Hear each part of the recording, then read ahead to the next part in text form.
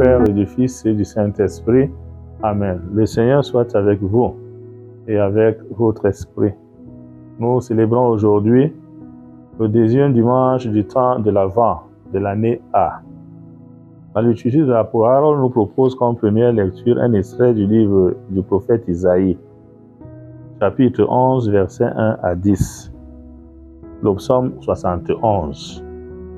Voici venir un jour sans fin de justice et de paix.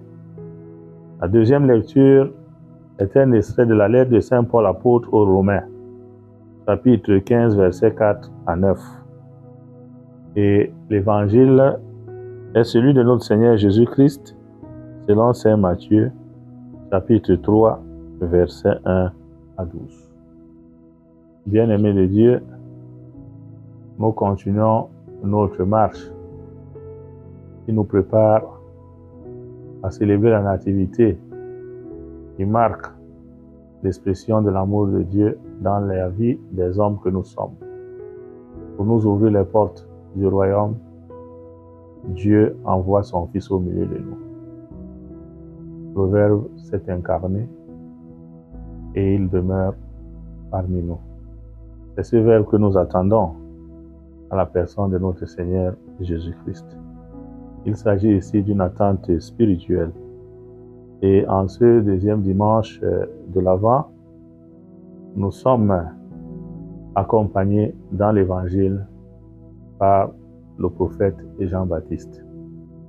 Jean-Baptiste est le précurseur de notre Seigneur Jésus-Christ. Il annonce la venue de notre Seigneur Jésus-Christ. La démarche de Jean est une démarche spirituelle.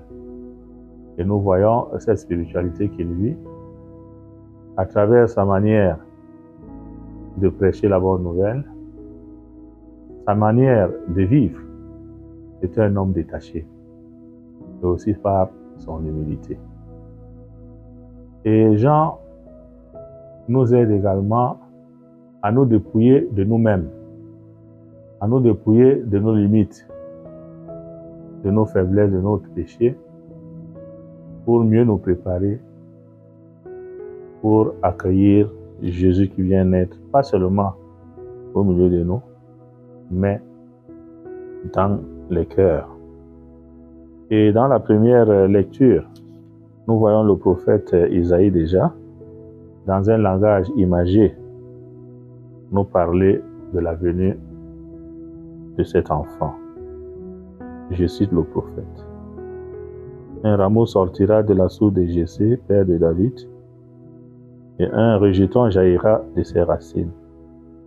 Sur lui reposera l'esprit du Seigneur, l'esprit de sagesse et de discernement, l'esprit de conseil et de force, l'esprit de connaissance et de crainte du Seigneur, qui lui inspirera la crainte du Seigneur. Le prophète ici nous parle d'un Messie pas guerrier, mais d'un Messie de paix, d'amour, de justice. Et nous aussi, tout au long de ce temps de l'Avent, nous sommes invités à imiter le Messie que nous attendons. Et dans l'évangile de Saint Matthieu, nous voyons Jean-Baptiste nous inviter à la conversion, car le royaume est proche de nous. Nous tous, en toute âme et conscience, dans un esprit de foi et d'humilité, nous savons ce qui nous éloigne de Dieu.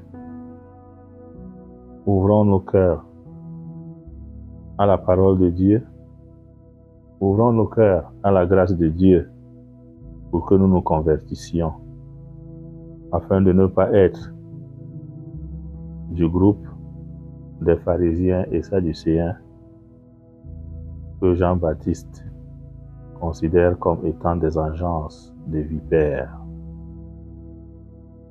Ouvrons-nous au baptême. Repensons, nous qui sommes déjà baptisés, à notre baptême, aux engagements de notre baptême. Et je pense et je crois Ainsi, nous aurons bien préparé nos cœurs pour accueillir le Messie et lui réserver une place de choix, non seulement dans notre société, mais aussi dans nos vies. Loué soit Jésus-Christ.